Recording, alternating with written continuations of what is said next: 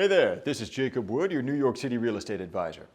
Every home in New York City is unique. Even in the same building, along the same line, each home will have its own intricacies, from view to light to renovations. Your home will offer a buyer different reasons to fall in love with it than your neighbors and different potential liabilities that could scare a buyer away if not disclosed effectively. Let's talk about how best to deal with those liabilities. There are two common mistakes I see listing agents make when disclosing a home's liabilities to a buyer. One is to simply not disclose them and hope that the buyer's agent and attorney don't uncover them either. Or if they do, that it's done so late in the process that the buyer goes ahead and goes through with the contract. This is usually worse than if the agent would have simply stated the issue up front. It only causes the buyer to feel like they haven't been dealt with fairly. They often react more negatively to the issue than they would have had it been disclosed up front.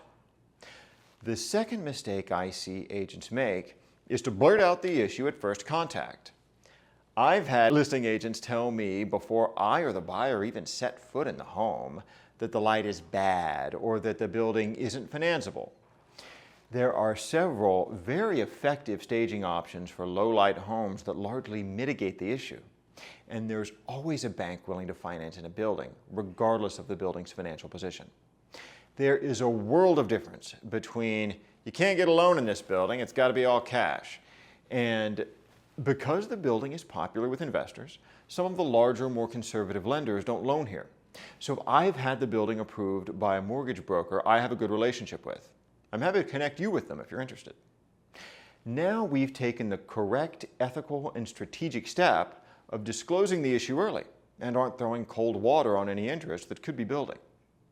Not only does this avoid the risk of deals falling apart at the 90-yard line when the buyer finds out something from their attorney and an unflattering fact about the building, it buys us credibility and trust.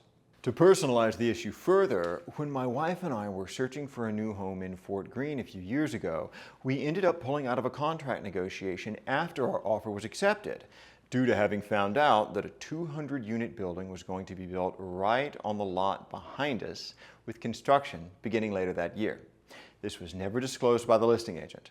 Once I discovered planned construction via a title search of the adjacent lot, we pulled out of the contract immediately.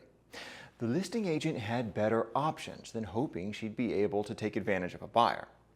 She could have highlighted how great the new development would be for the neighborhood and how it would help property values in the long term. They could have avoided the stress I'm sure it caused their seller to have to scramble and find a new buyer after having just agreed to our offer. Not to mention earned better karma than trying to sneak by me a couple years of construction and shadows over what would have been the new roof deck on my townhouse. If you'd like an analysis of how to overcome your home's potential liabilities and still sell for a great price, let's talk more. This is Jacob Wood, your New York City real estate advisor.